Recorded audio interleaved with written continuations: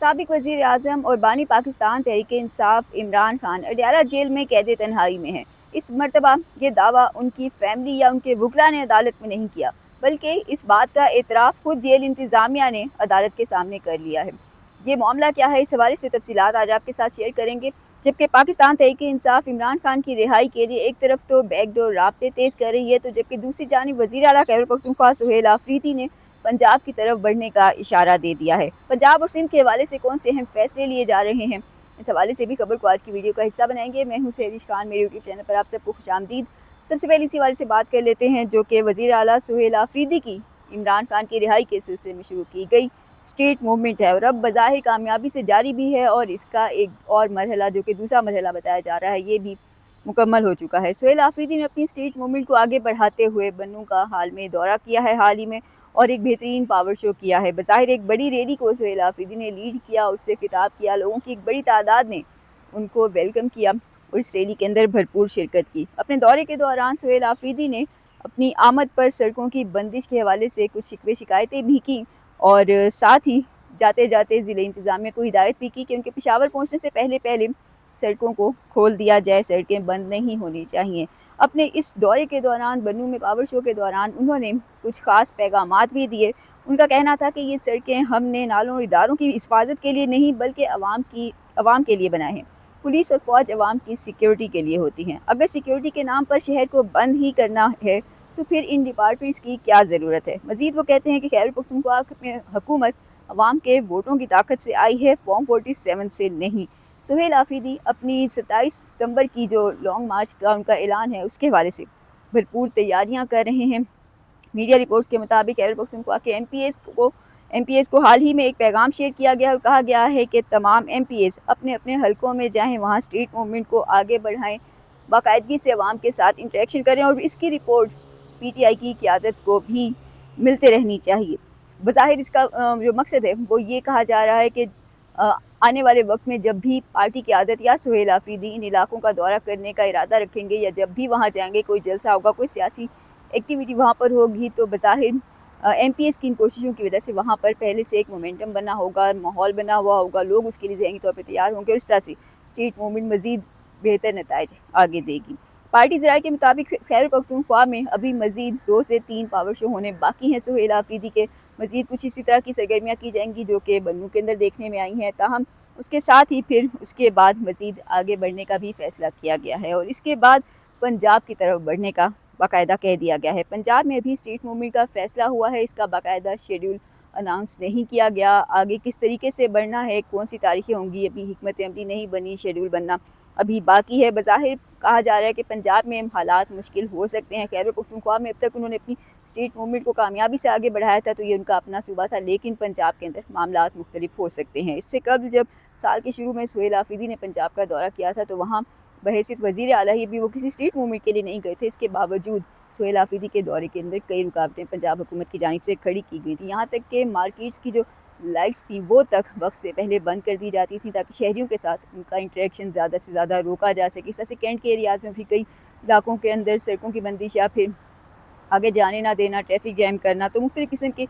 Hurdles थी जो कि पंजाब हुकूमत और इंतज़ामिया की जानिब से वहाँ पे खड़ी की जा रही थी। तो कहा जा रहा है कि अब पंजाब का जब शेड्यूल किया जाएगा उनका दौरा स्ट्रीट मूवमेंट के हवाले से, तो इन तमाम तर हर्डल्स को जहन में रखते हुए तैयारियाँ की जाएंगी, और पंजाब के बाद फिर सिंध की बारी आएगी। सिंध के अंदर अपना स्ट्रीट मूवमेंट को आगे बढ़ाने के बाद फिर बलूचिस्तान का रुख किया जाएगा, और फिर आखिर में दोबारा सुहेल आफरीदी खैबर पख्तूनख्वा पहुँचेंगे और वहाँ पर दोबारा से अपने पावर शो शुरू करेंगे। और अब जब एक तरफ पाकिस्तान तहरीक इंसाफ और सुहेल आफरीदी अपनी भरपूर तरीके से तैयारियां कर रहे हैं इमरान खान की रिहाई के लिए, जो 27 सितंबर के लॉन्ग मार्च की कॉल दी है उसके लिए अमली इक़दाम किए जा रहे हैं, तो वहीं इमरान खान की कैद तन्हाई के हवाले से एक बड़ी डेवलपमेंट हुई है। अब तक कहा जा रहा था, उनकी फैमिली की जानिब से क्लेम किया जाता था, दावा किया जाता था कि इमरान खान को अडयाला जेल में कैद तन्हाई में रखा गया है, लेकिन इसको जो मुखालफिन थे या हुकूमती जमातें कह लें या फिर मुखालिफ वकला कह लें अदालतों के अंदर, वो कहते थे कि ये महज झूठे इल्ज़ामात हैं, दावे हैं, इनकी हकीकत नहीं है। इमरान खान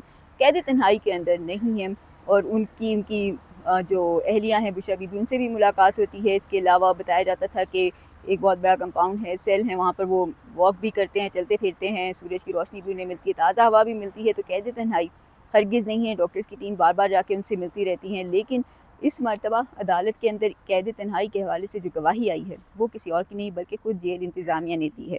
سپریم کورٹ کے اندر عمران خان کی جیل ملاقاتوں اور صحت اور علاج کے لیے اسپتال منتقلی کی درخواستوں پر کل ایک اہم سماعت ہونے والی ہے۔ 18 اگست کو یہ سماعت رکھی گئی ہے، 3 رکنی بینچ بنایا گیا ہے، اور اب اس کیس کے حوالے سے جیل سپرنٹینڈنٹ اڈیالہ جیل کی جانب سے سپریم کورٹ کے اندر ایک رپورٹ جمع کروا دی گئی ہے۔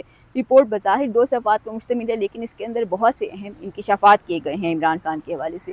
رپورٹ کا جو متن ہے وہ آپ کو بتاتے ہیں۔ تو کہا گیا ہے اس رپورٹ میں کہ توہین عدالت کا کیس چیف جسٹس اسلام آباد ہائی کورٹ سرفراز ڈوگر کی سربراہی میں بینچ نمٹا چکا ہے۔ رپورٹ میں ہائی کورٹ کے فیصلے میں سلمان اکرم راجہ کی جانب سے عدالت میں دی گئی یقین دہانی کا حوالہ بھی دیا گیا ہے۔ رپورٹ کے اندر کہا گیا ہے کہ سلمان اکرم راجہ نے کہا تھا کہ ملاقات کے بعد جیل کے احاطے میں میڈیا سے گفتگو نہیں کی جائے گی۔ سماعت کے دوران کسی نے اس معاملے پر اعتراض بھی نہیں اٹھایا تھا۔ عدالتی حکم نامے کی خلاف ورزی ہوئی اور حکم نامے کے باوجود ملاقاتوں کے بعد باہر آ کے میڈیا ٹاک کر دی گئی، خلاف ورزی کی گئی۔ مزید کہا گیا ہے اس رپورٹ کے اندر کہ اسلام آباد ہائی کورٹ کا سنگل بینچ پنجاب حکومت بنام شیر افضل کیس میں جیل رولز 265 کو خلاف قانون قرار دے چکا ہے۔ جیل میں ملاقاتوں کے ذریعے عدلیہ، فورن پالیسی اور قانون نافذ کرنے والے اداروں کے خلاف عوامی جذبات کو ابھارا گیا۔ رپورٹ کے اندر مزید یہ کہا گیا ہے کہ عمران خان اور ان کی اہلیہ بشرا بی بی کی ہر منگل کو جیل رولز کے تحت باقاعدگی سے ملاقات کروائی جاتی ہے۔ عمران خان اور ان کی اہلیہ اب تک 84 ملاقاتیں کر چکے ہیں، اور مزید کہا گیا ہے کہ سلمان صفدر نے 10 فروری 2026 اور 4 اپریل 2026 کو عمران خان سے ملاقات کی ہے۔ میڈیکل افسران عمران خان کا دن میں 3 مرتبہ چیک اپ بھی کرتے ہیں، اور ان کے کھانے پینے کی جانچ پڑتال بھی کی جاتی ہے۔ عمران خان کا چیک اپ متعدد سرکاری معالجین بھی کرتے رہے ہیں، جس کا ریکارڈ بھی موجود ہے۔ رپورٹ کے اندر مزید یہ کہا گیا ہے کہ ماہر امراض چشم سے عمران خان کی آنکھ کا علاج کروایا جاتا رہا ہے۔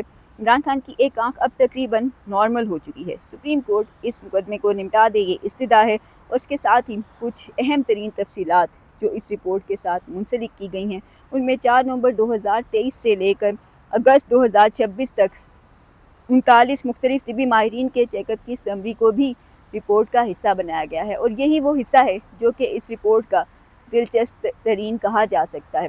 اس رپورٹ کے مطابق جو طبی معالجین ہیں، جو ڈاکٹرز ہیں جو عمران خان کا چیک اپ کرتے ہیں، اس کے بعد جو وہ اپنی سجیشنز یا ریکمنڈیشنز لکھتے ہیں، ان کے اندر واضح طور پہ لکھا ہوا ہے کہ عمران خان ذہنی تناؤ کا شکار ہیں، ذہنی دباؤ کا شکار ہیں، اور تنہائی میں رہنے کی وجہ سے ہے۔ ساتھ ہی میں ان کو یہ بھی سجیسٹ کیا گیا ہے کہ ان کی ملاقاتیں ان کے فیملی ممبر اور سلیش ڈال کے اسپاؤس لکھا گیا ہے کہ ان سے کروائی جائیں۔ بظاہر یہاں پر قید تنہائی کی گواہی دی جا رہی ہے کہ عمران خان واقعی قید تنہائی کے اندر ہیں، اور پھر لیکن جیل رپورٹ اس معاملے کو فل اسی سے کرتی ہے کہ ان کی اہلیہ بشرا بی بی کے ساتھ ان کی ملاقاتیں کروا دی جاتی ہیں۔ تو بظاہر جس طرح سے جو ڈاکٹرز ہیں انہوں نے رپورٹ کے اندر سجیسٹ کیا ہے، تو بظاہر اس سے نظر آ رہا ہے کہ عمران خان جو پورا دن قید تنہائی کے اندر، یا اگر قید تنہائی اس کو مخالفین نہیں بھی تسلیم کرتے تو جس طرح وہ رہتے ہیں، وہ خود سلمان صفدر یہ بتا چکے ہیں کہ ان کے مطابق اگر وہ باہر کسی کو سلام بھی کرتے ہیں تو کوئی ان کے سلام کا جواب نہیں دیتا، اور اس قسم کے حالات کے اندر